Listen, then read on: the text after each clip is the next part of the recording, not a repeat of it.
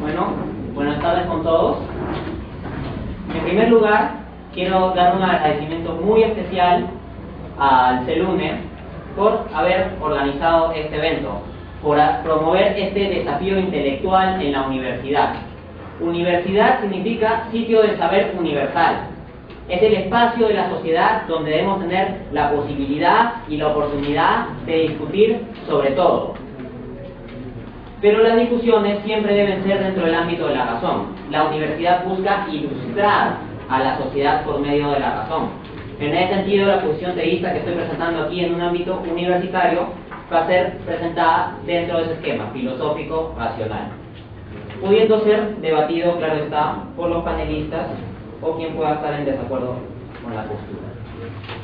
Pues bien, el título de esta conferencia es Dios no existe, refutación de los principales argumentos ateos.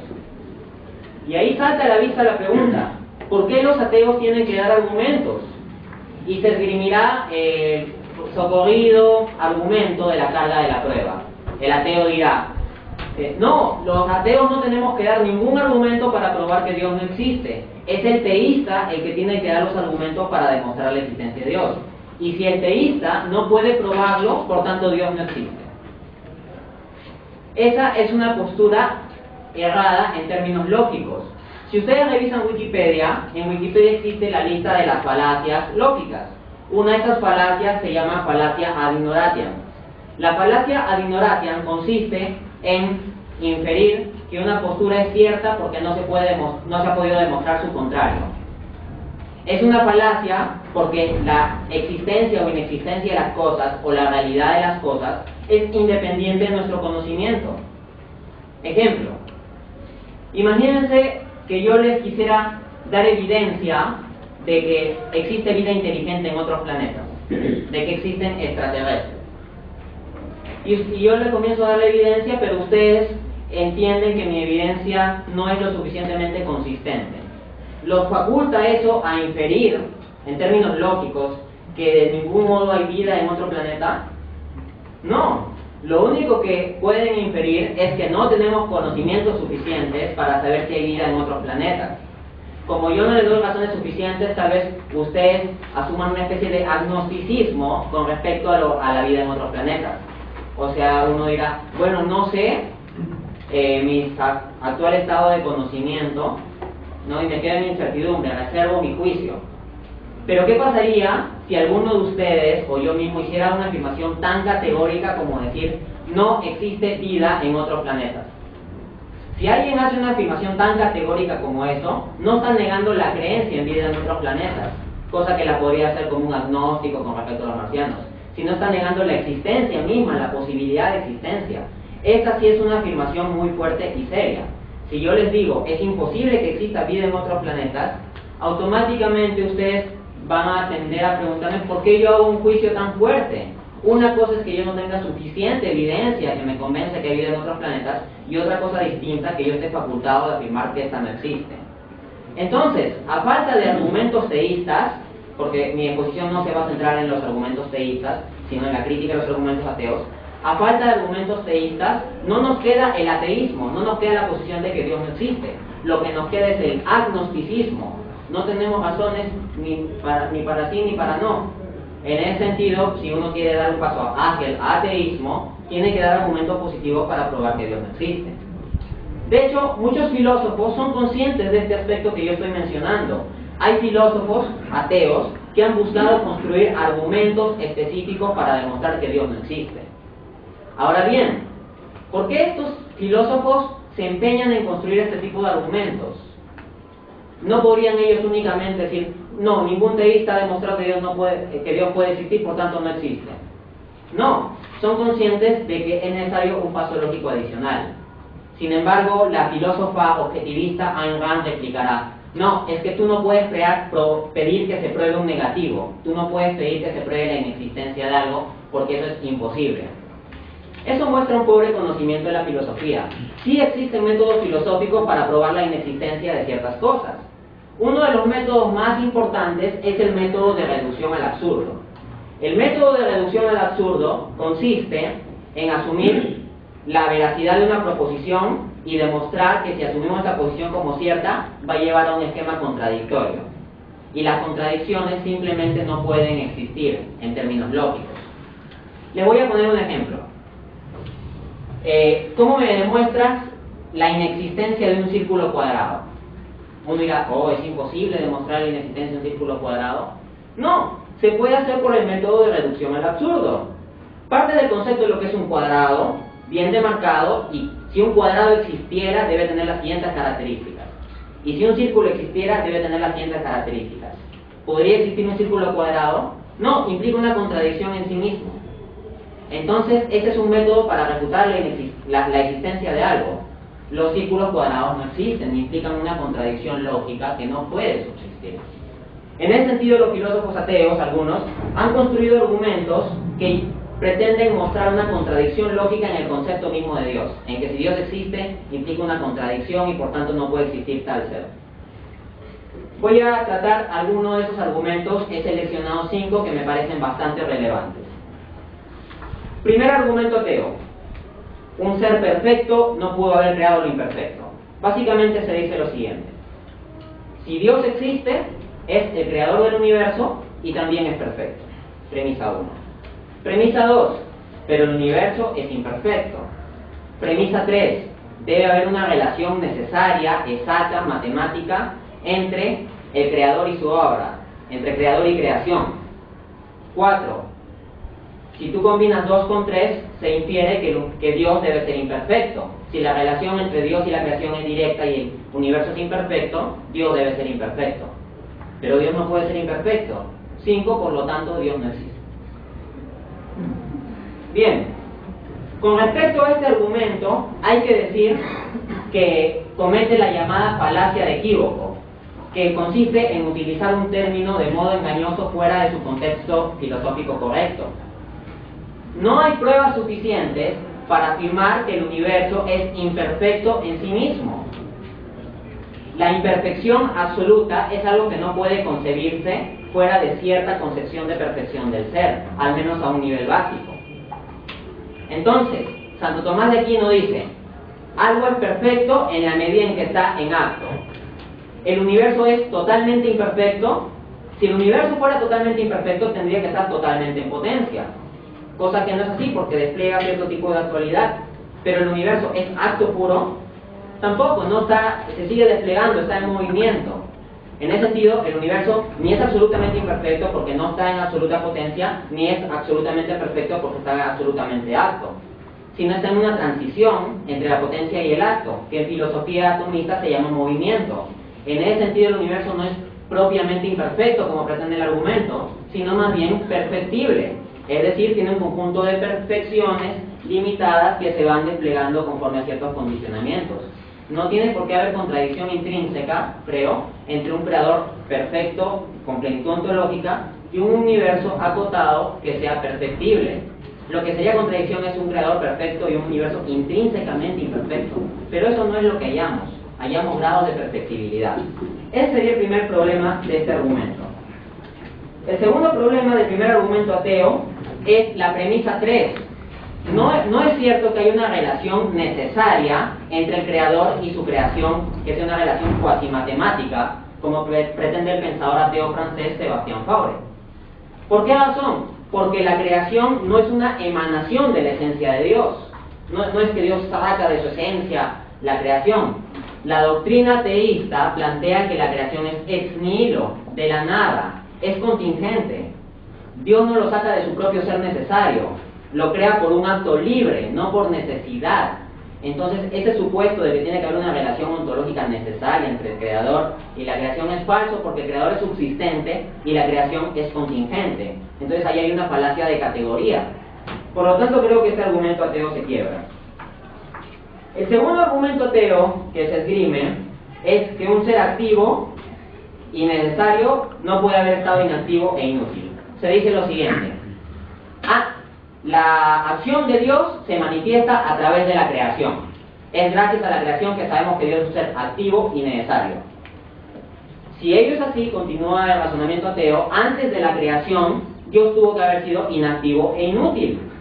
Pero un Dios inactivo e inútil no puede ser Dios. Es contradictorio. Por lo tanto, Dios no existe. En primer lugar, este argumento comete una grave falacia non sequitur. No se sigue. Del hecho de que tú no puedas verificar un hecho, no se sigue que este hecho no haya ocurrido. Del hecho de que el hombre con su conocimiento limitado no pueda verificar qué estaba haciendo Dios antes de la creación, no se sigue que no haya estado haciendo nada. Por ejemplo, ustedes no saben en qué tipo de vehículo específico yo vine a esta conferencia. Pude haber venido en taxi, en automóvil particular, en combi, en burro, no sé. Sin embargo, el hecho de que ustedes no sepan exactamente en qué tipo de vehículo vine, no los faculta decir que yo no vine en ninguna clase de vehículo. Del mismo modo, el hecho de que el hombre no pueda conocer qué estaba haciendo Dios antes de la creación, no lo faculta automáticamente inferir que Dios no estaba haciendo nada, porque el hombre no es omnisciente. Este argumento ateo presupone omnisciencia humana, y eso es absurdo.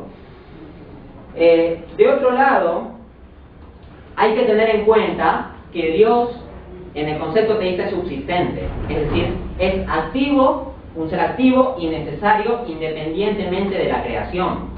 No es necesario que Dios cree, la creación es creada como contingente, por un acto libre. Eso es lo que plantea el modelo teísta. Dios, siendo la perfección plena, como diría Tomás de Aquino, tiene que estar en acto puro.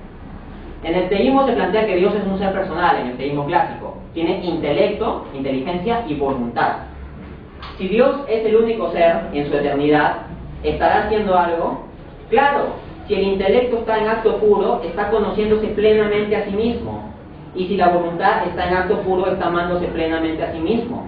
Entonces, independientemente de la creación, Dios está en un acto puro pleno de su intelecto y su voluntad, amándose y conociéndose. Y de hecho la doctrina de la Trinidad profundiza un poco más eso, pero como les dije, la discusión es filosófica y no teológica. Tercer argumento. El tercer argumento que se esgrime es que un ser inmutable no pudo haber creado. Se dice, Dios es un ser inmutable, Dios no puede cambiar. Pues bien, se dice, si Dios ha creado, entonces ha cambiado dos veces. Uno, cuando se le ocurrió crear, y dos, cuando tomó la decisión de efectivamente hacerlo. Pero si ha cambiado dos veces, ya no puede ser inmutable, porque inmutable es lo que no cambia. Por lo tanto, no puede haber un ser inmutable que sea el creador. Contradicción, por lo tanto, Dios no existe. En primer lugar, con respecto a este argumento, hay que señalar que no hay ningún tipo de mutación ontológica en Dios. El ser de Dios no depende de la creación, de la mutabilidad de la creación. Dios es pleno independientemente de lo creado, independientemente de si produce actos extraordinarios o particulares como la creación, porque Él es acto puro. Dios en su acto puro general puede voluntariamente producir un universo temporalmente acotado, no hay problema. Ejemplo para resaltar solo el nivel ontológico. Yo antes de venir a esta conferencia estuve un rato escribiendo en la computadora. Estuve realizando diferentes actos. ¿Pero soy un ser diferente? No, sigo siendo Dante Urbina. Entonces no hay un nivel de mutación ontológica. Pero uno podría objetar, no, es que la mutación no es ontológica, es operacional. En Dios hay un movimiento como en los seres contingentes. Eso también es falaz. ¿Por qué? Porque si un ser inmutable no puede haber creado, se concibe a Dios como un ser contingente desde el principio. Se piensa que Dios está aburrido, sentado en el cielo, y que en un momento dijo, oye, ¿y qué tal si creo algo? Y luego decidió hacerlo. Se ve a Dios como un ser enmarcado en el tiempo y contingente, pero el concepto teísta de Dios, correctamente formulado, es que Dios es un ser atemporal. Él no está en el transcurrir del tiempo o el movimiento como lo está lo material. Él no tiene esas imperfecciones. En ese sentido, hablar de un Dios aburrido, sentado, que de repente se le ocurrió crear y que por eso cambió, es un absurdo. Dios, estando en acto puro, puede tener la intención de crear en su voluntad y en su intelecto desde toda su eternidad, desde su existencia. Y el hecho de crear no lo cambia a Él. Lo que cambia es el ser de la creación, que viene a ser contingente y con movimiento. Bien, entonces ese sería el tercer argumento. Cuarto argumento, se dice no puede haber un creador antes del tiempo.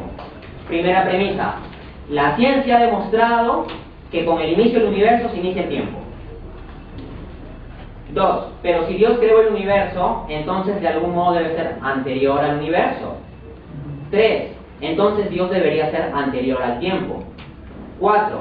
Si eso es así, debería haber un tiempo antes del tiempo. 5. Eso es contradictorio, no puede haber un tiempo antes del tiempo.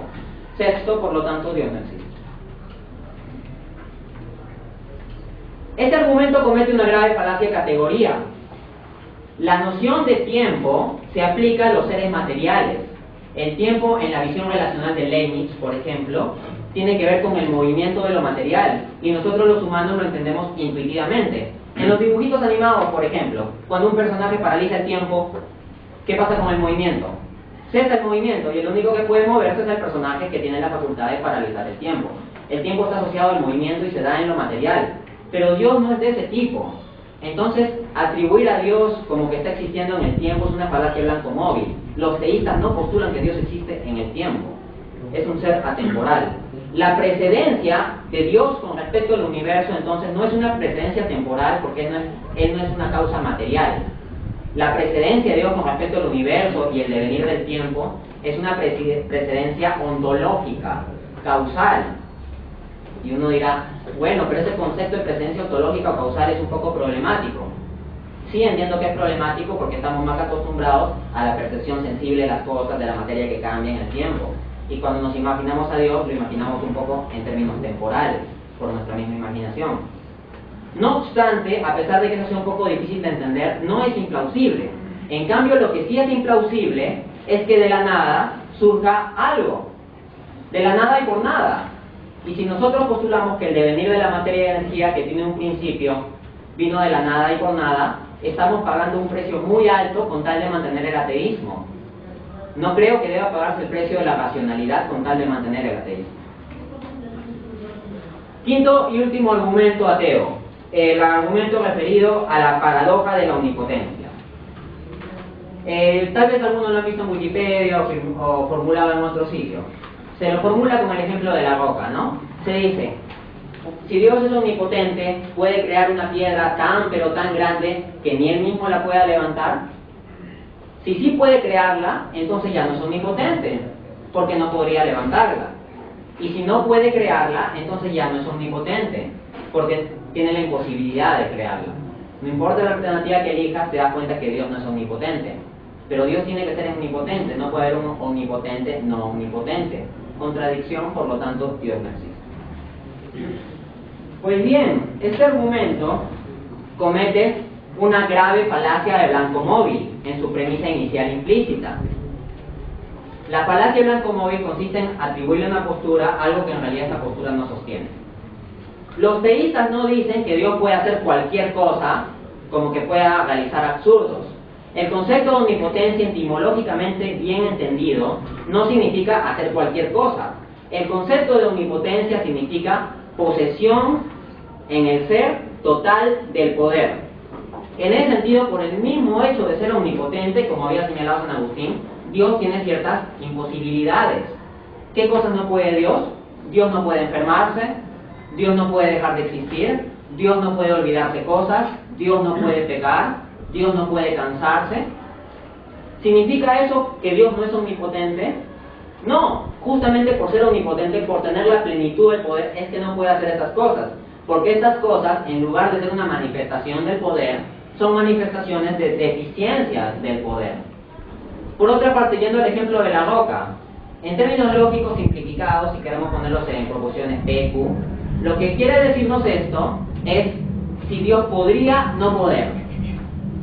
O sea, le pedimos a Dios que viole el principio de no contradicción, que haga algo intrínsecamente contradictorio y absurdo. Como había señalado el filósofo cristiano C.S. Lewis, las imposibilidades intrínsecas y los absurdos sigan siendo absurdos e inexistencias a pesar de que les antepongamos la cláusula Dios puede. Si yo puedo decir Dios puede crear un círculo cuadrado, ese es un juego de palabras, pero no estoy diciendo nada sobre Dios. No porque haya deficiencia en el poder de Dios, sino porque la noción de círculo cuadrado es en sí absurda y contradictoria. Entonces, este argumento de la aparente paradoja, en realidad, está partiendo de términos falsos y una comprensión equivocada del ser de Dios. Así pues, he presentado 5 argumentos populares que sostienen los ateos. No son argumentos que he inventado yo, no son muñecos de paja que estoy construyendo para golpearlos aquí. Estos argumentos los pueden encontrar formulados en el libro de Sebastián Faure sobre las demostraciones de la inexistencia de Dios, con filósofos como Bakunin o algunos otros pensadores ateos.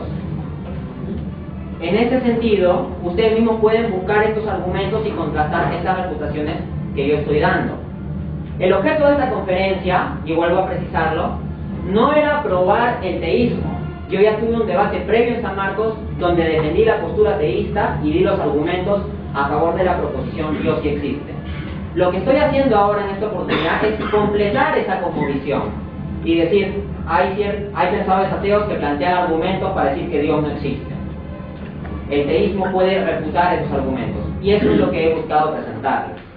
En ese sentido, confiando en que los argumentos presentados para el teísmo son fuertes y los pueden revisar en el debate en San Marcos junto con la interacción y las objeciones, y también en el supuesto de que las refutaciones que he hecho son concluyentes o al menos razonables, creo que estoy perfectamente legitimado de pensar que el teísmo es una postura mucho más racional que el ateísmo. No veo una base intelectual sólida del ateísmo y por eso es que sigo siendo un muy feliz y entusiasta teísta. Gracias. Bien, naturalmente, como ya en la parte inicial hemos señalado, para nosotros la realidad en la que vivimos, porque en última instancia son los seres humanos los que vamos teorizando, los que vamos dando un conjunto de pasos, ya sean lógicos, o científicos, filosóficos, etcétera, etcétera, para ir desarrollando las teorías.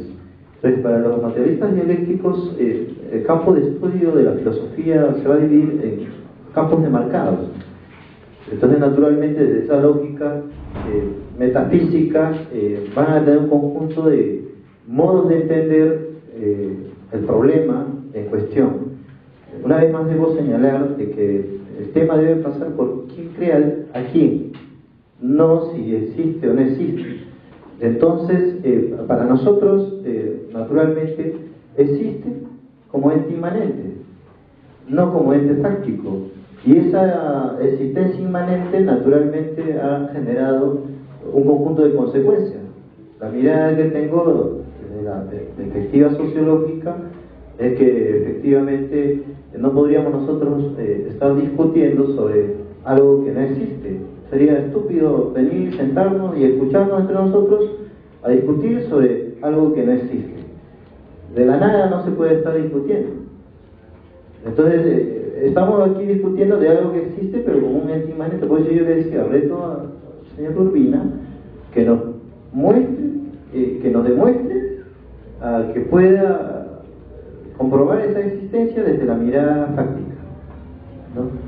Incluso él mismo ha señalado en algunos espacios que, bueno, la existencia o no existencia de Dios solamente vamos a tratarlo desde el plano general o filosófico, más no científico, porque eso implicaría irnos a un laboratorio y en ese laboratorio simple y llanamente probar esa existencia. Entonces, si es que no se puede probar de modo fáctico, entonces la existencia solamente es porque la mente humana así lo ha creado.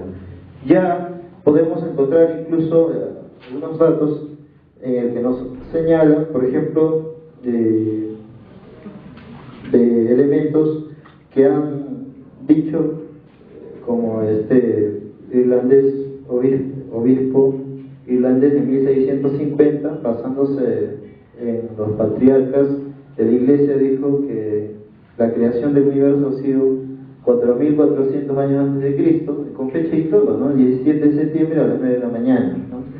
Eso lo podemos recoger. Después, otros tantos un poco atrevidos también han señalado en esa misma orientación de la existencia, y bueno, ahora tenemos al señor Urbina, que sigue señalando para este tiempo de que efectivamente sí. Voy a terminar esta intervención leyendo esta parte de lo que dice Stephen Hawking, ¿no? Quien señala de que, por cierto, hay una afirmación del señor Urbina en el que señala de que de la nada nada sale, y eso es falso, porque para el terreno de la física cuántica es posible de que de la nada algo salga, ¿no? Eso está comprobado, eso está desarrollado fuertemente. Entonces, que nos demuestre el señor Urbina de que de la nada nada sale. La física cuántica en estos momentos está desarrollándose y nos dice que hay esferas y hay dimensiones que nos prueban de que de la nada algo sale. Hawking dice, un conocido científico daba una vez una conferencia sobre astronomía. En ella describía cómo la Tierra giraba alrededor del Sol y cómo éste a su vez giraba alrededor del centro de una vasta colección de estrellas conocidas como nuestra galaxia. Al final de la charla, una simpática señora ya de edad se levantó y le dijo desde el fondo de la sala: lo que nos ha contado usted no son más que tonterías. El mundo es en realidad una plataforma plana sustentada por el caparazón de una tortuga gigante, señor. El científico sonrió ampliamente antes de replicarle y le dijo: ¿y en qué se apoya la tortuga, señora? Usted es muy inteligente, joven, muy inteligente, dijo la señora. Pero hay infinitas tortugas, una debajo de otra, sosteniendo la tortuga real. Y esto me hizo recordar al señor Urbina, ¿no?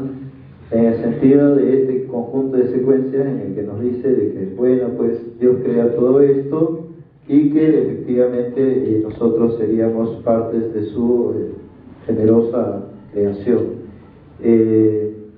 Quizás podríamos citar para terminar lo que dice San Agustín en 30 segundos. Nos decía en su libro Confesiones: tuve que dejar de investigar para dar lugar a la fe, porque cada vez que investigaba sentía que perdía mi fe, porque en última instancia el asunto de Dios es un asunto de dogma y que se reduce a la fe. Muchísimas gracias.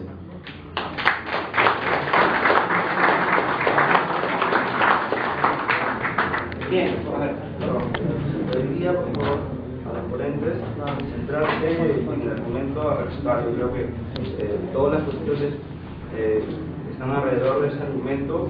Yo creo que es más grande, perfectamente después la puede refutar con una conclusión o al final del derecho. Pero por favor, los argumentos específicos para en torno a ellos final del debate y discusión de ideas. Gracias. A continuación, el profesor Tomás Cinto, la refutación del punto del ponente de la turbina. Bien, sí, en primer lugar, señalar que es curioso, ¿no?, que no se haya tocado tantos puntos específicos de mi exposición. O sea, si mi postura es débil, varios puntos debieron ser machetados en esta primera intervención, ¿no? Bueno, encuentro que el profesor Ochoa cae gravemente en una falacia de petición de principio. La falacia de petición de principio consiste en presuponer desde ya que la postura de nada es falsa como primera premisa. El presupuesto implícito del profesor Ochoa en toda su argumentación es: o un ente es fáctico, material o observable, o es una idea de la mente. Entonces da esas dos posibilidades, y si Dios no puede ser un ente fáctico, material o observable, por lo tanto es solo una idea de la mente. Es falacia de petición de principio porque desde ya elimina la posibilidad de que Dios sea una entidad real independiente de la mente. No se está argumentando, simplemente se está poniendo sobre la mesa y se me quiere encerrar en ese marco de referencia, un poco lo que mencionaba el profesor Chávez. En ese sentido también se comete pues una falacia de falsa dicotomía, ¿no? Se dice, el tema es quién crea a quién. ¿Dios crea al hombre o el hombre crea a Dios? Y se dice, el hombre en su devenir histórico ha creado a Dios. Rigurosamente no podemos hacer esa afirmación. Lo que se puede afirmar en términos rigurosos es que el hombre a lo largo de su historia ha creado la idea de Dios. Es falacia y petición de principio pensar que Dios no es más que una idea o más que la idea de Dios. Entonces no se está interactuando con mis argumentos, simplemente se está prejuiciando: ah, no, eso es idealismo, eso no existe y punto. Y de hecho el profesor Ochoa comienza su discurso diciendo: para los materialistas la cuestión está resuelta, Dios no existe. Bueno, yo podría comenzar mi discurso diciendo: para los creyentes, los teístas, la cuestión está resuelta, Dios sí existe. Son peticiones de principio, hay que interactuar con los propios argumentos. Por otro lado, se me pide, le reto a que muestre una prueba fáctica de Dios. He definido correctamente en el teísmo filosófico a Dios como un ser inmaterial y atemporal. Lo fáctico está definido como aquello que está en el marco de espacio y tiempo. En ese sentido yo devolvería el reto al profesor Ochoa diciéndole: profesor Ochoa, muéstreme un centímetro, no cúbico, sino unidimensional de agua. Si no puede mostrarme un centímetro unidimensional de agua, el agua no existe. Exacto, eso ilustra mi punto. Justo esa es la falacia que se comete cuando se pide, dame una respuesta, una demostración material de lo intrínsecamente inmaterial. El profesor identificó correctamente que se trata de una falacia.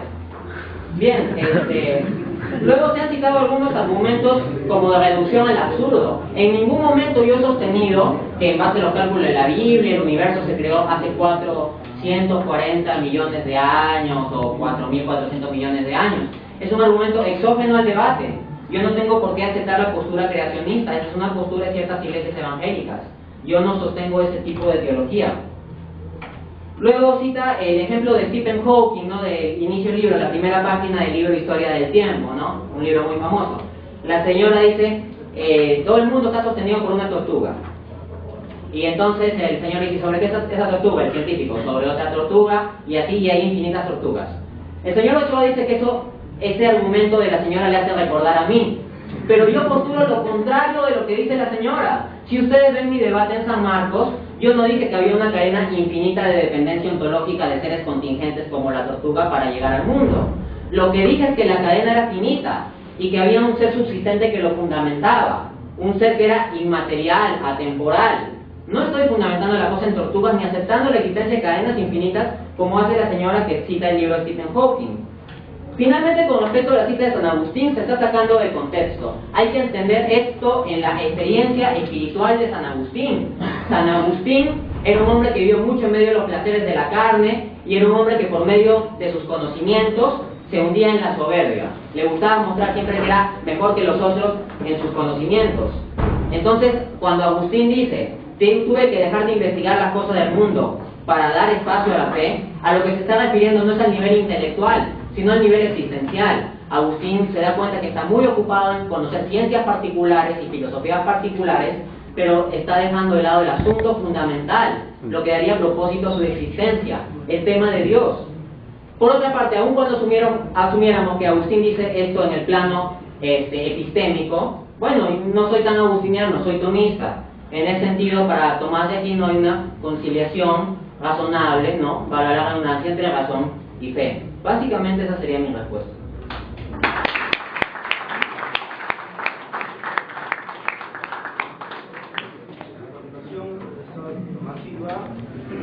El argumento número 2, individuo por el ponente de antes. Bien, muy bien, gracias. A mí me han pedido que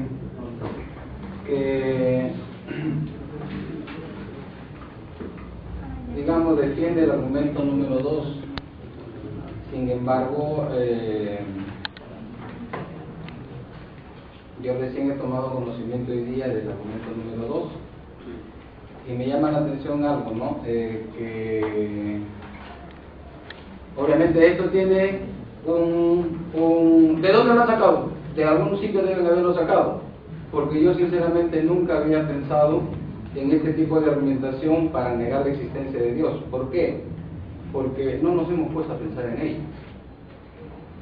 Por lo menos aquellas personas que nos hemos puesto en algún momento a discutir sobre la existencia o no existencia de Dios, no nos hemos puesto a pensar si Dios descansó antes de crear, ¿no? ¿Por qué? Porque no tiene sentido, no tiene sentido. El señor Urbina lo ha argumentado bastante bien. Yo no sé de dónde saca argumentos ante un argumento tan descabellado, ¿no? ¿Qué significa lo descabellado? O sea, ¿cómo podemos aquellos individuos que tienen una formación científica, llegar a una conclusión de algo, como lo dije anteriormente, que a nosotros no nos consta, que nosotros no podemos ni siquiera tener una idea intuitiva de la existencia de eso, ¿entienden? Por lo tanto, nosotros, aquellos que tenemos, que tenemos una formación científica y creemos que somos más o menos serios en tratar de llegar a una argumentación correcta, de un tema, no podríamos argumentar sobre la negación de Dios utilizando, bueno, Dios antes de que creara el universo estaba descansando, y si estaba descansando, entonces pues es un individuo que no existe. O sea, no me cabe en la cabeza.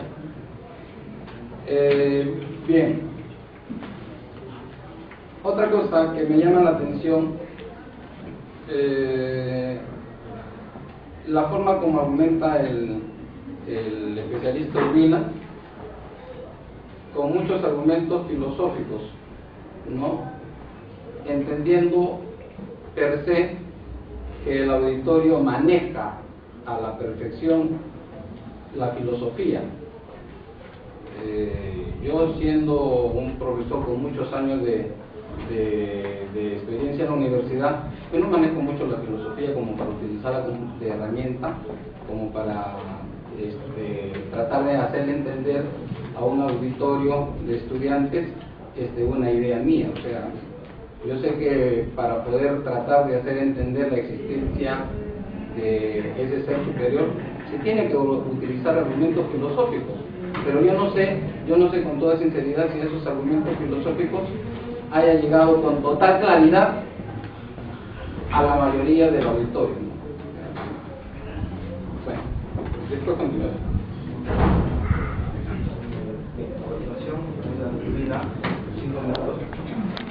Bien, acá yo quiero señalar que es muy importante distinguir el nivel epistémico del ontológico, distinguir las limitaciones metodológicas de los estudios de las cuestiones sobre el ser.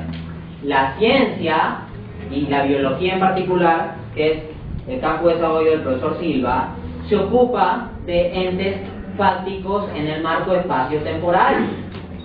En ese sentido, no se ocupa de por sí de aquellos entes que puedan trascender tiempo o espacio.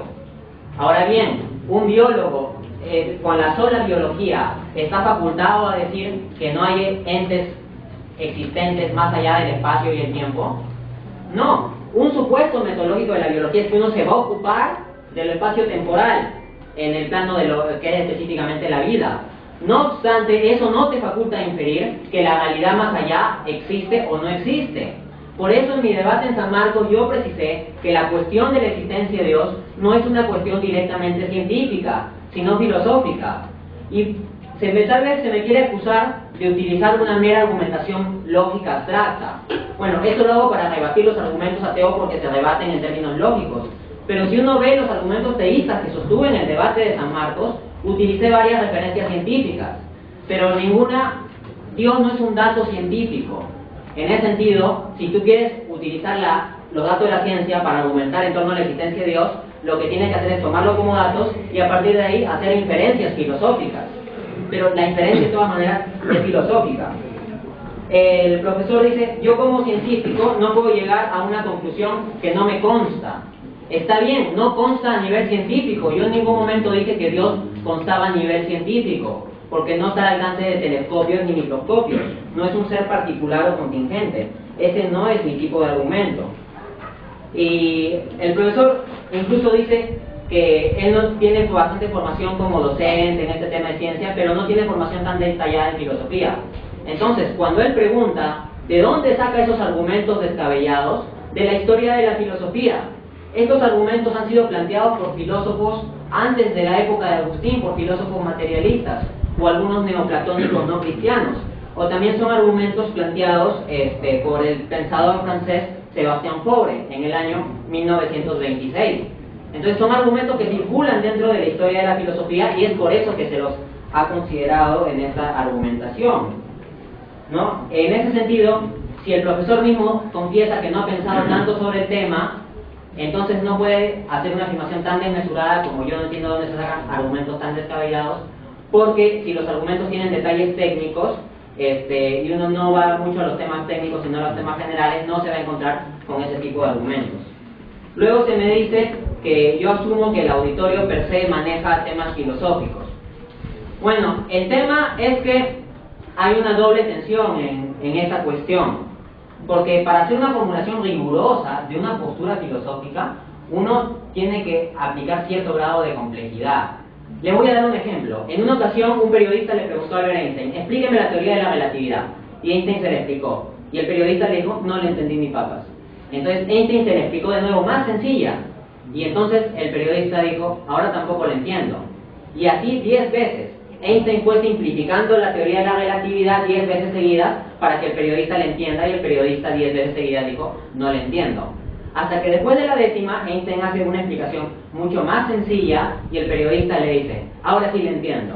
Y Einstein responde, qué bueno, pero el problema es que esa ya no es la teoría de la relatividad.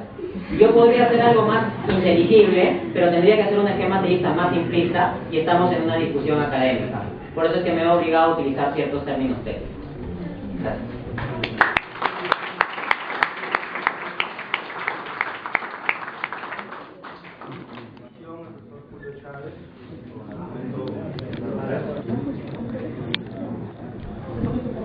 Está bien, la existencia o no existencia de Dios es un tema de la historia de la filosofía.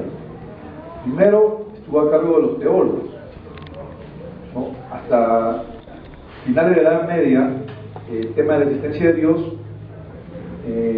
pasó a otro escenario, el escenario de la burguesía capitalista. La burguesía capitalista, con todos los ateos más conocidos de la historia, principalmente son los más renombrados, aunque nosotros no creamos, los capitalistas son los exponentes más claros del ateísmo, porque inclusive, como ya se dijo acá, para el marxismo la existencia o no existencia de Dios es un asunto superado, es un asunto que forma parte de las sociedades precientíficas, de las sociedades dominadas y de las sociedades donde existe la explotación del hombre por el hombre.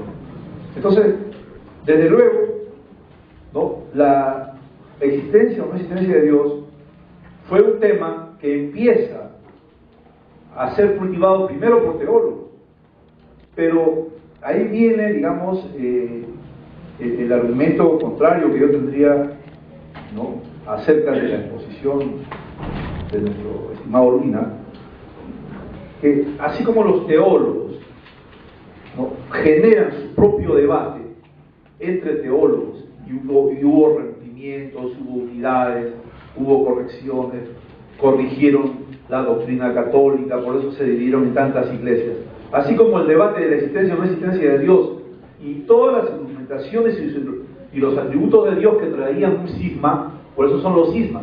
¿Por qué son los cismas, los concilios? ¿Por qué son los rompimientos que han habido durante todo el desarrollo del cristianismo o de la teología occidental? ¿Por qué son? Porque no han estado de acuerdo con un argumento, con un atributo, con que hubo algo antes de la creación. Si hubo algo antes de la creación, algunos paganos decían no, creemos en Dios, pero siempre y cuando se diga que hubo un universo preexistente. Entonces anda formando iglesia, y eran arrojados de la iglesia, y al final se decantó una versión, se destiló una versión de la existencia de Dios, que es la que nos ha trasladado al catolicismo. Pero bueno, acá también Urbina nos ha dicho, no, yo no soy teólogo, yo solamente soy teísta. En realidad, no nos podemos desprender de los argumentos teológicos, pero tampoco Urbina sitúa, y con eso también insisto, en que él ha situado todo su discurso en un universo, y todas las cosas tienen coherencia dentro de su universo epistémico. Él, por ejemplo, no ha situado el debate en términos de las teorías físicas, que son las que más autoridad tienen en este momento para hablar sobre la existencia o no existencia de Dios. Porque si estamos hablando aquí de facticidad, estamos hablando de pruebas empíricas, y estamos hablando de Dios en términos científicos y reales, entonces tenemos que o ser físicos, o ser matemáticos, o ser cosmólogos, o ser filósofos, porque los filósofos también tienen su propia argumentación, que no es la argumentación que está haciendo el señor Urbina. El señor Urbina tiene una argumentación muy propia, muy sui generis, que yo recién también veo que se está renovando el teísmo desde un punto de vista, digamos, lógico. Descartes mismo dice, Dios es una sustancia, y eso no lo aceptan los católicos. Descartes mismo tiene su visión teológica, como el Leibniz también, pero ese es el debate entre filósofos. Entonces, la teoría de la creación, la teoría de la inmutabilidad, ¿cómo la conceptuamos nosotros? La teoría de la inmutabilidad la debatimos y la situamos en un marco de referencia lógico o en un marco de referencia obedeciendo a leyes científicas que gobiernan nuestro universo. Porque si nosotros no aceptamos una concepción científica del mundo, no aceptamos que el mundo tiene leyes, no porque lo digo yo, sino porque lo dicen los resultados de las experimentaciones científicas, y creo que el hombre moderno, el hombre racionalmente, como se dijo acá, ¿no? Si no iríamos contra toda racionalidad. Aceptar que hay leyes del universo significa situarnos en ese debate. Y ese debate no entra en esta aporía, no entra en esta paradoja, ni en este paro ordenado de opuestos que la creación tuvo dos veces, y tuvo dos veces un acto de creación, entonces, porque la primera vez no fue creado, y entonces sí fue creado. Yo creo que esa argumentación no nos convence, más que acústicamente es impresionante, pero yo creo que racionalmente hay que basarnos en los resultados que la humanidad y la ciencia ha creado, y eso va directamente contra el argumento, ¿no?, 4, que se basa en el universo, pero que no se ha expuesto ninguna teoría física aquí, ni cuál es el debate entre los físicos sobre la existencia de Dios. Ayer mismo llegó a mi correo también, ¿no?, con cuánto termino, una noticia sobre un físico japonés que demuestra la existencia de Dios con su propia teoría física. Y eso no llegó de la PERAT, que debe conocerlo, de la Asociación Peruana de Ateos. Bueno, gracias. A ver, creo que venía un debate serio con condiciones claras, se han fijado tiempos y yo estoy dando mis respuestas en ese tiempo. Yo podría precisar muchas más cuestiones, hacer que los términos filosóficos sean más inteligibles para todos, pero requeriría más tiempo. Yo me estoy ciñendo a mi tiempo, espero que las intervenciones también se ciñan a sus tiempos correspondientes para argumentar en igualdad de condiciones. Bien, con respecto al tema de lo que ha mencionado el profesor Chávez, ¿no?, nos ha hecho un recuento histórico, ¿no? Dice, la cuestión de Dios primero fue asumida por los teólogos y luego los capitalistas han sido los que se han centrado en la cuestión de Dios. Entonces, ahí se quiere construir, se quiere contrabandear la siguiente asociación: teísta igual capitalista. Si capitalismo burgués es malo, por lo tanto teísta es malo, maten al teísta. Si se quiere hacer ese tipo de argumentación, al menos sutilmente, es una falacia de arreglo del bulto. Identificar como que toda postura teísta tiene que venir del capitalismo o querer asociarlo a eso para ya generar el rechazo implícito de esa postura. Yo soy perfectamente teísta sin tener que decir que todo en el capitalismo está bien o que el neoliberalismo es lo máximo. Mi profesión es economista y ustedes pueden ver en mi actividad pública y en videos que están colgados en YouTube críticas mías directas al capitalismo. Entonces, yo no tengo que ser burgués, capitalista, idealista para sostener el teísmo. Me baso en el realismo ontológico de Tomás de Aquino, no en posturas idealistas hegelianas o cosas de ese tipo. Luego, el profesor dice que hubo cismas, ¿no? O sea, si en las religiones, si tú no estás de acuerdo con tal proposición, vete y forma tu iglesia. Es curioso porque el profesor soterradamente hace un ejercicio igual, porque dice, los filósofos tienen una forma de argumentar, y bueno, pero esta no es la forma de argumentar que he visto en Urbina no está fuera de este marco de referencia. Entonces es algo como los filósofos serios tenemos esta forma, y Urbina forma tu propia escuela filosófica. No se trata de eso, tenemos un marco de referencia y se pueden discutir las ideas dentro de ese esquema. Luego se dice que yo... dice, todas las cosas que él dice tienen coherencia en su marco epistémico.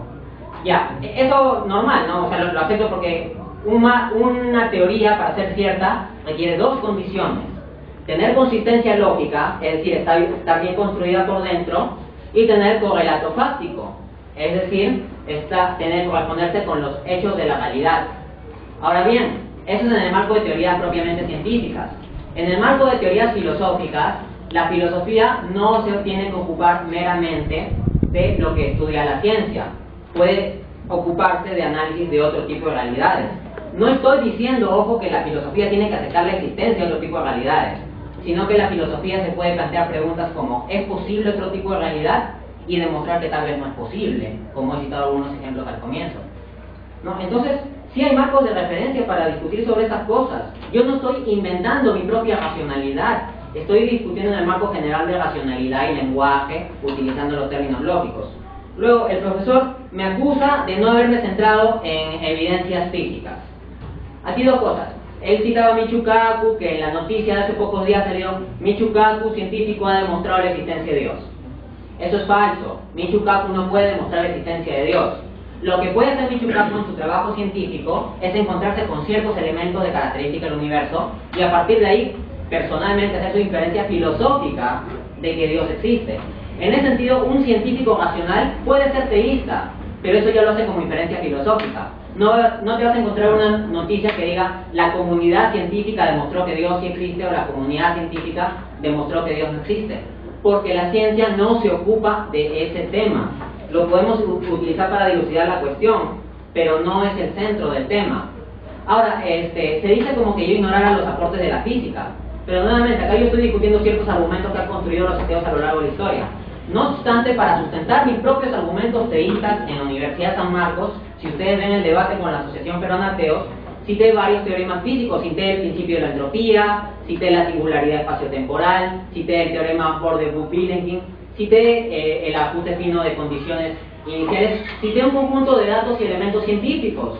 En ese sentido, si ustedes ven mi postura en amplitud, van a darse cuenta que sí hay elementos científicos. Se los podría detallar, pero tendría que excederme de mi tiempo de 5 minutos y como soy respetuoso del tiempo, aquí paro.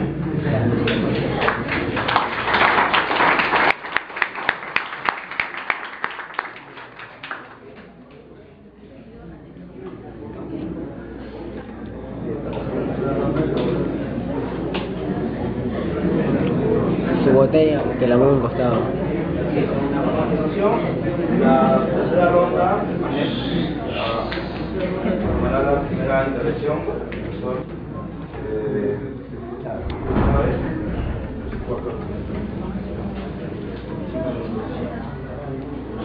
No, está bien. Creo que las cosas ya van desenvolviéndose.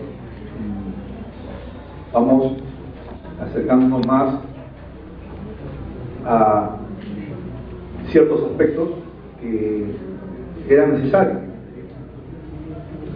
Y ya situando mejor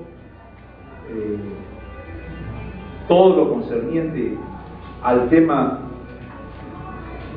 de la existencia o no existencia de Dios, entonces aquí habría que empezar involucrándonos en la razón de ser de la racionalidad humana, en la necesidad lógica que tenemos de afirmar o no afirmar la existencia de Dios. En primer lugar, Aristóteles fue el primero que da una idea sobre la existencia de Dios, pero no como el Dios cristiano de ahora, no como Jehová, ni como, ya dijo aquí también una argumentación. El Dios que conocemos ahora, con todos los atributos que tiene ahora, es un Dios ya de nuestra época, es un Dios moderno, es un Dios, si se puede decir así, racionalizado, conceptualizado, ¿no? La idea primigenia, 500 años antes de Cristo aproximadamente, es que Aristóteles considera que para pensar este mundo, para tener una idea de la realidad, cuando el hombre se da cuenta con asombro de la infinitud, de la eternidad, tiene que empezar de un concepto, tiene que partir de una noción. La realidad, el acto y la potencia, cuando el hombre se enfrenta a toda esa realidad inconmensurable, hay una necesidad lógica de crear el cero, de crear un primer motor, de crear un primer motor inclusive inmóvil. Lo que pasa es que con el transcurso del tiempo, con la cristianización del mundo occidental, porque esto no lo debaten de ninguna manera en las sociedades asiáticas, africanas, ni en la India, estos debates no tendrían cabida ahí, solamente son temas de las patologías occidentales. Por eso yo a veces digo, estos son temas, ¿no?, propios de los rezagos del ateísmo capitalista que no se ha convencido o que cree que ha matado a Dios muy rápido y que Dios todavía es necesario para seguir, ¿no?, llenando los espacios y las cabezas de la gente y no ocuparnos de la realidad. Entonces, bueno, el asunto es que esa necesidad lógica que crea Aristóteles, trasladada al mundo contemporáneo y al mundo, ¿no?, de la racionalidad procedimental ¿no?, actual no se sostiene, y menos se sostiene la teoría que está haciendo aquí nuestro estimado Urbina. No se sostiene en el sentido de que cómo puede sostenerse un teísmo a partir de una conceptualización, de una racionalización de un ser que simplemente es una noción. ¿Cómo se le puede atribuir atributos existenciales? ¿Cómo se puede atribuir una ontología a partir, ¿no?, de una creación metafísica o de una creación fantástica? No es posible, digamos, crear un caballo alado, no es posible crear una serpiente de 9 cabezas, ¿no?, o no es posible crear dioses y más dioses, como los pueblos panteístas, como los pueblos, ¿no?, arcaicos, en momentos en que la racionalidad humana ha constatado que la misma lógica es la base de la ciencia y la misma lógica es la base de las argumentaciones para sostener los cálculos matemáticos, que son la base de los cálculos físicos y que son la base para mirar el universo y para sostener las teorías del universo. La última noticia sobre el fotón de Higgs o la partícula de Dios, inclusive nos da cuenta de cómo la preocupación de Dios en el sentido, digamos, científico, en el sentido académico de una universidad, puede estar todavía en manos de científicos, pero no en manos de argumentaciones lingüísticas, no en manos de argumentaciones, si se puede decir así, gramaticales, o a partir de premisas silogísticas, porque yo veo aquí varias, digamos, formalidades silogísticas, y es bien claro que en la silogística, a partir de premisas falsas, puede llegar a conclusiones verdaderas, como lo repito otra vez. Por lo tanto, yo considero, ¿no?, que la construcción que ha hecho Urbina no se sostiene, en tanto que está buscando una argumentación que ni siquiera se compara a las 5 pruebas ontológicas que hizo Tomás de Aquino y San Anselmo en el siglo XIII. Ni siquiera, porque ellos todavía en sus argumentaciones se basaban en la realidad empírica. Pero aquí no, aquí el compañero Urbina está basándose en una argumentación solamente lingüística, solamente que forma parte de un lenguaje formalizado. Gracias. Bien.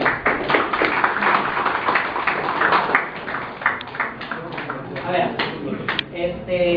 hay que centrar bien el tema de esta conferencia. Creo que se están cometiendo muchos equívocos. Yo dije al comienzo de la conferencia que mi intención primaria ya no es probar la veracidad del teísmo. Si quieren ver argumentos con correlatos fácticos, si quieren ver argumentos comparables o mesurables a lo de Tomás de Aquino, el de Anselmo no es fáctico, es meramente ideal, ¿no? Tampoco lo acepto, Tomás de Aquino no lo aceptaba. Si quieren ver argumentos comparables a Tomás de Aquino con referentes fácticos, vean el debate de San Marcos, ahí defiendo el teísmo. Aquí lo que estoy haciendo es criticar a nivel lógico y epistémico las propuestas del ateísmo, ciertos argumentos del ateísmo. Entonces, que no se confunda el contexto del debate. Yo puedo citar perfectamente toda esa evidencia, pero ya eso es materia de otro tratamiento. Bueno, el profesor dice, este Dios que tenemos es el Dios moderno, el Dios de nuestra época. Somos cada uno de nosotros seres espaciotemporalmente situados en un espacio-tiempo histórico. Entonces, cuando yo hablo sobre Dios, cuando utilizo mi lenguaje, mi perspectiva, mis condicionamientos, lo hago desde esta situación. ¿Pero qué es lo que está situado? ¿Dios mismo? No, si existiera no está situado Dios mismo ahí. Lo que está situado es la idea que yo tengo de Dios y cómo lo expreso. Entonces no se puede negar la existencia de Dios a partir de que los seres humanos, en nuestro devenir espacio-temporal en la historia, lo expresamos y lo situamos de diferentes modos. Es cierto que a lo largo de las culturas han habido diferentes concepciones sobre Dios. Las concepciones con respecto a los conceptos específicos. No obstante, la noción sobre Dios es algo general en el hombre. El profesor decía, esto no se debate en China, en África, en la India. bueno, no se debate conforme a esquemas occidentales o en las organizaciones académicas occidentales tal vez con ese mismo esquema, pero sí se piensa sobre este tema, porque todo ser humano, por el mismo hecho de ser un ser humano, tiene una noción de Dios. Hay que distinguir la noción general de Dios que todos tenemos del concepto específico. Incluso los ateos son conscientes de que es necesario un ser subsistente que fundamente el conjunto de lo ente. Solo que los ateos a eso no le llaman Dios, le llaman el universo, la materia, la dialéctica, no sé, distintos nombres. Entonces, la noción de Dios es algo de la naturaleza humana. Ahora bien, uno podría decir, entonces Dios es una creación de la naturaleza humana. Falacia de falso dilema. El que el hombre en su naturaleza tenga la noción de Dios no implica que Dios no existe. También está la posibilidad lógica de que Dios haya creado al hombre con una facultad espiritual tal que desde ya por su naturaleza se haga la pregunta sobre la existencia del universo o un fundamento, que es lo que observaba Aristóteles. Luego se dice cómo los argumentos de Urbina no se sostienen, cómo puede sostenerse un teísmo a partir de la noción de un ser que solo es una noción, una creación metafísica, una creación fantástica. Eso es una falacia de petición de principio. Se está asumiendo a priori que Dios es mero lenguaje, que acústicamente suena bonito, pero es mero lenguaje, creación metafísica, o sea, inexistente, mera idea, mera noción sin correlato real. Eso es petición de principio, no se simplemente está diciendo que Dios es una noción lingüística o algo de ese tipo, pero no lo está probando. El hecho de que yo exprese a Dios por el lenguaje en esta conferencia, o mejor dicho, busque expresar algo de Dios en el lenguaje, no implica que Dios se reduzca al lenguaje. Yo te puedo hablar sobre esta botella, que es algo de la realidad, y acaso tú dirás que la botella se reduce al lenguaje. Diferentes culturas pueden hablar de diferentes modos de esta botella, pero la botella no es una creación cultural, es algo existente. Ahora uno me dirá, no, es que esto es fáctico porque es material. Nuevamente la petición del principio, ¿por qué no podría existir algo inmaterial? El punto es que mi intención ahora no es probar la existencia de algo inmaterial. Como dije, eso lo hice en mi defensa del teísmo que tuve en un evento público pasado. Aquí lo que quiero hacer es mostrar los quiebres lógicos del ateísmo, y esos argumentos han sido sostenidos a lo largo de la historia de la filosofía. Luego, el profesor Chávez ha mencionado frases como la lógica misma es la base de los argumentos, la base argumental. O él también dice, tenemos que involucrarnos en la razón de ser lógica, de afirmar o no afirmar la existencia de Dios. Entonces la lógica sí juega un papel aquí. Pero el profesor Chávez ha dicho, no, si tú te quedas en la pura lógica, sucede que en base a premisas falsas puedes obtener una conclusión verdadera. Sí es cierto, en lógica hay una forma de obtener conclusiones verdaderas a partir de premisas falsas. ¿Saben cuál? Cometiendo falacias. Entonces lo que tendría que hacer el profesor Chávez para mostrarme que yo caigo en eso es mostrarme, usted en tal punto cometió tal falacia, esto no se sigue de aquello, acá la deducción está mal. Pero decir en general y en abstracto, sin referirse a ningún punto de lo que yo he dicho, no, usted deduce conclusiones falsas de premisas verdaderas, no prueba nada, tiene que hacerme señalamientos específicos. Gracias.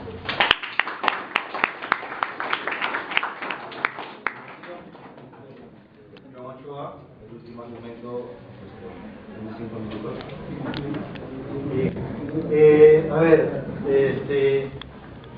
Vamos a ir, creo que terminando de algún modo esta intención de poder comprender desde la racionalidad humana la existencia o no existencia, a modo de ir quizás dando una suerte de entendimiento racional a esta discusión.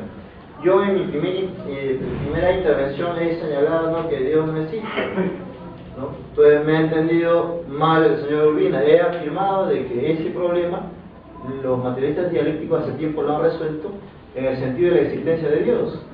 Dios existe como ente inmanente. Y si el señor Urbina dice de que nosotros no podemos negarnos a la posibilidad de que exista Dios más allá de nuestra mente, de nuestro cerebro, esa posibilidad misma de poder intentar justificar o intentar señalar la existencia de Dios ajeno a nuestra mente es producto de la misma racionalidad humana. Me pongo en el terreno nuevamente de la racionalidad. ¿Qué pasaría si es que toda la humanidad feneciese? ¿Alguien podría discutir y sostener la existencia de Dios? ¿Quién? ¿Los árboles? ¿Los pajaritos?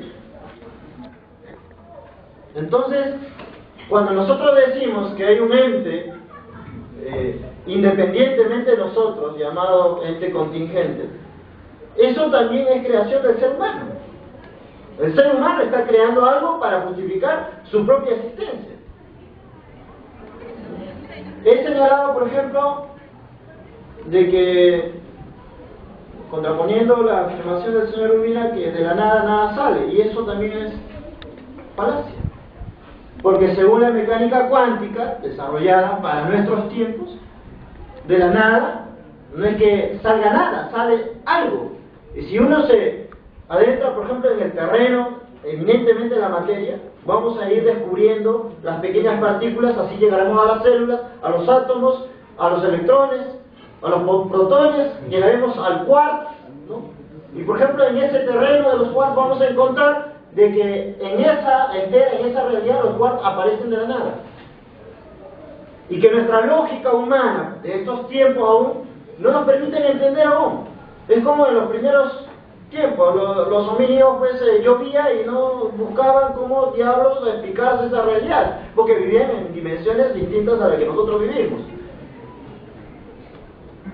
Y hay cosas, por ejemplo, ¿no? La física ha demostrado de que nosotros podemos viajar a cierta distancia y en ese viaje cada vez que la velocidad se incrementa y avanza y abunda, y vamos viendo de que el tiempo va más despacio. Y cuando el ser humano retorna al propio lugar, se da cuenta y se encuentra con los seres humanos ya de su promoción, recontra viejos, y él retorna muy joven. Esa realidad de esa esfera, nosotros, en tanto vivimos empíricamente en un mundo como el que estamos acostumbrados, no lo podemos entender porque aún la lógica de la cotidianidad no nos permite comprender esa realidad. Entonces, que me diga el señor, le reto a negar este principio de la mecánica cuántica, de que de la nada algo sale. No como él señala desde su postura teísta, de que de la nada nada sale. Y termino señalando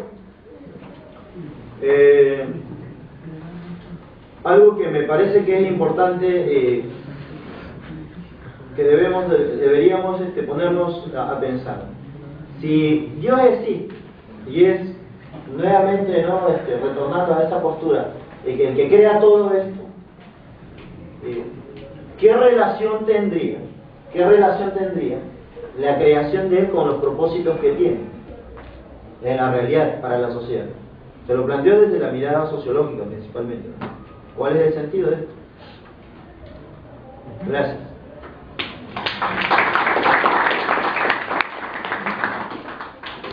Parece que el señor Ochoa ha visto el debate que sostuvo en San Marcos con Arbaiza porque ha adoptado la metodología de lanzamiento de retos.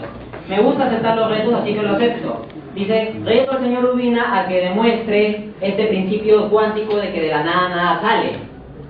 Bien, la demostración es que no hay tal principio, señor. Voy a explicar correctamente esto. Por ejemplo, ahí se tiene el libro, el señor Ochoa tiene el libro de Stephen Hawking, Historia del Tiempo. El último libro de Stephen Hawking sobre estos temas es El Gran Diseño, donde plantea que el universo se creó a sí mismo de la nada. Y lo mismo plantea un físico como Lawrence Krauss. Ahora bien, cuando tú le preguntas a estos físicos que van a temas cuánticos, porque el inicio del universo, como es un punto tan pequeño, es el nivel cuántico. Ellos dicen que el universo se creó de la nada. Pero si tú le preguntas con más detalle, ellos te terminan confesando que cuando ellos hablan de la nada, no se están refiriendo a la absoluta ausencia de ser, que es el correcto concepto filosófico de nada. Se están refiriendo a lo que se llama vacío cuántico, que tiene ubicación dimensional y por lo tanto no es exactamente la nada. Para comprobar lo que estoy diciendo, ustedes pueden ver el libro de Lawrence Krauss, Universo desde la nada. En el último capítulo él confiesa que lo que él llama nada es en realidad el vacío cuántico. Lo mismo dice un astrofísico como Alexander Vilenkin. Krauss es abiertamente antiteísta y Vilenkin es un agnóstico hostil al teísmo. Por otra parte, Stephen Hawking también menciona que esta nada a la que se refiere al final de cuentas es un vacío cuántico. Y ese vacío cuántico no es eterno. Ese vacío cuántico está temporalmente acotado y está sometido al inicio espacio-temporal, como implica el teorema por de Guth-Vilenkin. Si algo comienza a existir, debe tener una causa. Entonces, hay ciertas interpretaciones de la física, como la interpretación de Copenhague, que dicen que los átomos pueden aparecer de la nada, así las partículas subatómicas. pero es una interpretación filosófica muy discutible. Ahorita no me voy a dedicar a discutir la interpretación filosófica. Lo que quiero mostrar es que eso que dice el profesor Ochoa, de que la cuántica ha demostrado que de la nada sí puede surgir algo, no es un principio científico, es una interpretación minoritaria de ciertos seguidores de la física cuántica por el lado de Copenhague. Está cometiendo una completa falacia de equívoco. Estos científicos se refieren al vacío cuántico. Para darles el ejemplo final, el científico Lawrence Krauss en su debate del 2011 contra William Lane Craig muestra unas diapositivas con los diferentes tipos de nada que él encontró en su trabajo científico. El punto es el siguiente: si la nada es la ausencia absoluta de ser, ¿cómo pueden haber tipos de nada? Entonces, estos científicos son deshonestos, no se están refiriendo a la nada filosófica del principio de la nada, nada sale, sino llaman nada algo que sí es algo, un algo muy complejo, muy pequeño, pero es algo, porque tiene configuración dimensional. Luego se dice, Dios es creado por el hombre para justificar su propia existencia. Bueno, eso no necesariamente invalida la existencia de Dios, sería caer en la falacia genética, el origen de una creencia. Por ejemplo, yo puedo tirar una moneda, si sale cara, entonces estamos dentro del auditorio. Tiro la moneda y sale cara, por lo tanto estamos dentro del auditorio. La conclusión a la que llegué, ¿es cierta? Sí, estamos dentro del auditorio, pero mi método para llegar a esa conclusión es bueno. No, es malísimo, una tontería como lanzar una moneda. Pero evidencia lo siguiente: del hecho de que una creencia se genere de forma arbitraria, no se sigue que la creencia sea falsa. ¿A alguien le pudieron haber impuesto el ateísmo a la fuerza? ¿Significa eso que el ateísmo es falso? No, la veracidad de una creencia es independiente de cómo surge esta creencia. También se comete la falacia y falsa dicotomía. Se dice, el hombre crea a Dios para justificar su propia existencia. Pero como ya dije, eso también puede ser plausible con el teísmo, que Dios crea al hombre como un espíritu que se haga este tipo de cuestionamientos. Al comienzo también, para terminar, el profesor Ochoa decía que yo había malinterpretado sus palabras, que él decía que los materialistas sí aceptaban la existencia de Dios como ente inmanente, o sea, como una idea que surge en el desarrollo material del hombre. No he malinterpretado sus palabras, porque si se lo asumen como ente inmanente, es meramente una idea sin correlato ontológico. En cambio, cuando yo sostengo la existencia de Dios, lo estoy sosteniendo con correlato ontológico. Estamos hablando de cosas distintas. En ese sentido, al nivel de lo que yo estoy hablando, la interpretación que he hecho de su discurso me parece pertinente. Finalmente, me lanzaba la pregunta: ¿qué relación tiene la creación de Dios con los propósitos de Dios? Bueno, sería muy complicado dar una respuesta detallada en un minuto. No obstante, yo apelo al principio de razón suficiente de Leibniz, que te dice que toda existencia tiene una razón de ser. En ese sentido, si algo existe y es contingente, se debe a alguna razón. Y Dios, siendo un ser con intelecto y voluntad, y prueba de esto lo pueden encontrar en el argumento cosmológico o en el argumento teleológico que sostuve en San Marcos, no lo digo porque sí, está sustentado ahí. Si Dios tiene ese tipo de cosas, puede tener intenciones cuando crea algo específico, y puede querer que haya criaturas racionales con espíritu que puedan llegar a conocerlo y con su libre albedrío elegir vivir propositivamente conforme a esa trascendencia. Gracias.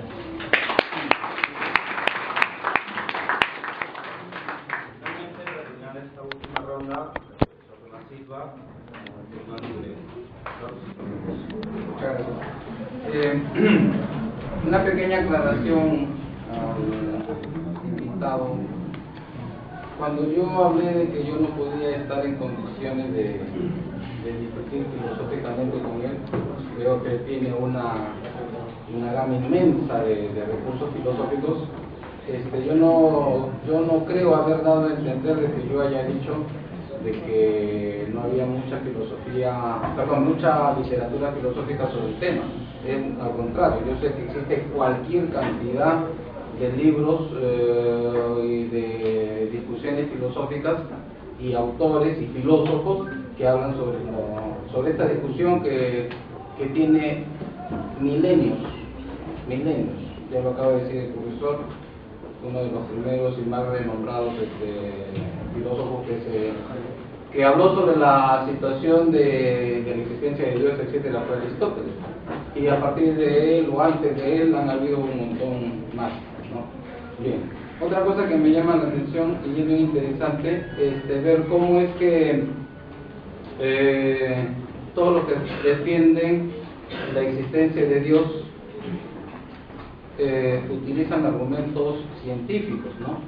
O sea, la necesidad de hacer uso de la ciencia para poder apoyar también esta idea, ¿no? El maestro nos acaba de hablar de que la nada es sinónimo de vacío cuántico, y que a partir del vacío cuántico es que surgen todo lo que existe, ¿no?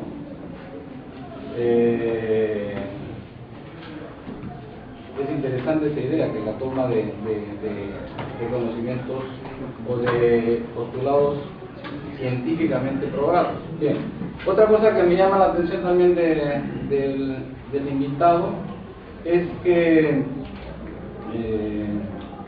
él dice: Dios está fuera de nosotros, independiente de la idea que nosotros tengamos de ella. Quiere decir que nosotros estamos acá y Dios está fuera de nosotros. Pero después dice otra cosa que es bien interesante, ¿no? O sea, la capacidad que nosotros tenemos de cuestionar la existencia de ese ser superior está dada precisamente por ese ser superior que nos ha imbuido de esa capacidad de cuestionamiento. O sea, es como que en la actualidad creamos un robot autómata, ¿no? Que se pueda conducir por sí mismo y tomar decisiones por sí mismo, y por lo tanto conducirse a su libre albedrío, ¿no? Entonces eso es interesante, porque inclusive en algunos puntos de vista anteriormente expuestos por el invitado,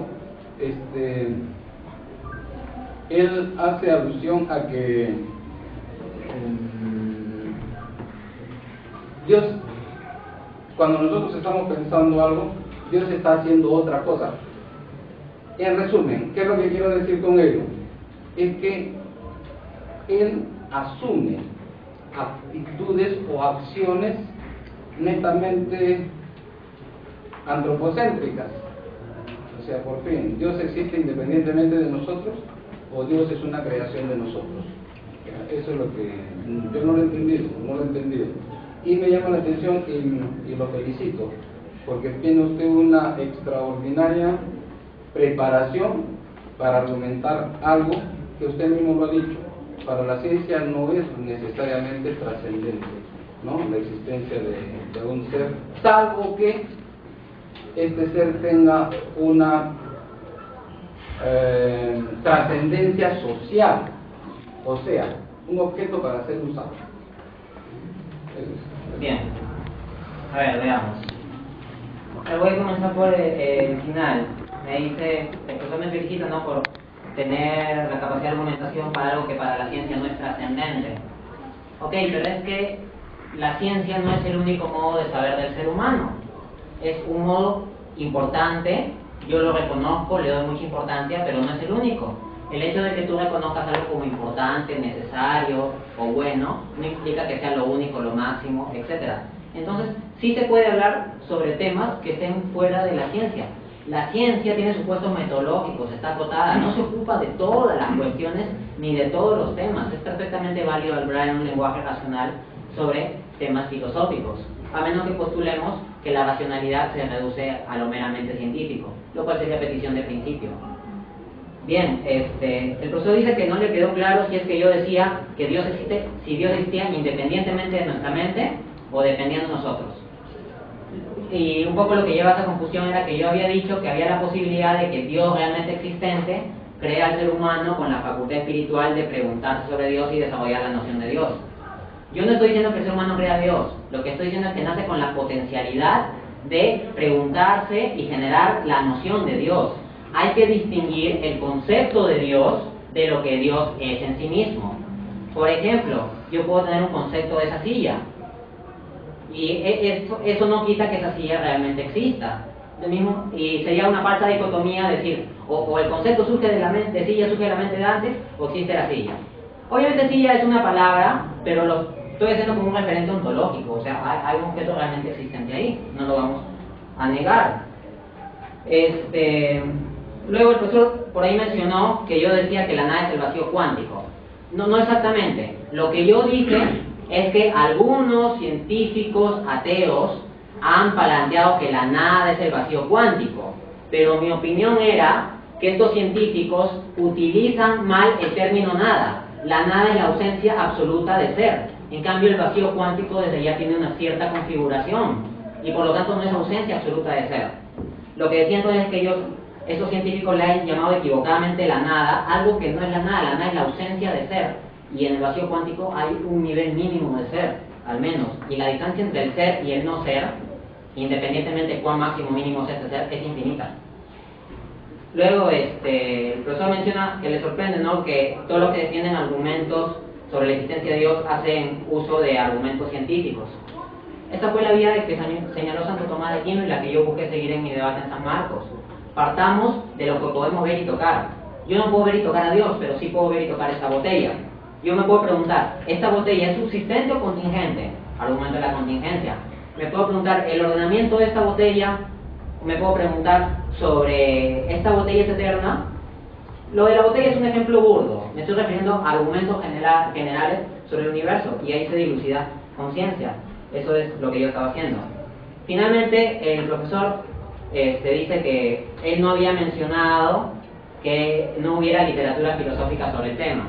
Sí, es cierto, yo tampoco quería dar a entender como que el profesor dijera que no había literatura filosófica, sino lo que quería dar a entender era lo siguiente, que si no había un conocimiento detallado de toda la literatura filosófica, no se podía hacer de modo tan abierto, tan directo, la pregunta y de dónde salieron esos argumentos, porque puede estar en esa literatura filosófica. Entonces, básicamente, yo quisiera invitarlos a abrirse a la posibilidad de que el teísmo sea una postura racional. Hoy día me he ocupado de la crítica del ateísmo y de ciertas críticas que se hacen en general al teísmo, de ciertas visiones sociológicas o epistémicas. Pero como les dije, en el debate en San Marcos pueden ver un aspecto complementario, y en ese sentido yo los animo a juzgar, yo los animo a abrir sus mentes, a debatir las ideas. Eleven su nivel intelectual, señores, eleven sus espíritus para elevar el nivel intelectual y el espíritu de esta universidad.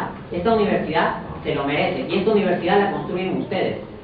Que ese espíritu de mejorar, que ese espíritu de la excelencia académica, que ese espíritu de luchar por lo bueno, que ese espíritu de cambiar la injusticia del mundo en ocasiones, de luchar por ciertos ideales, no se apague.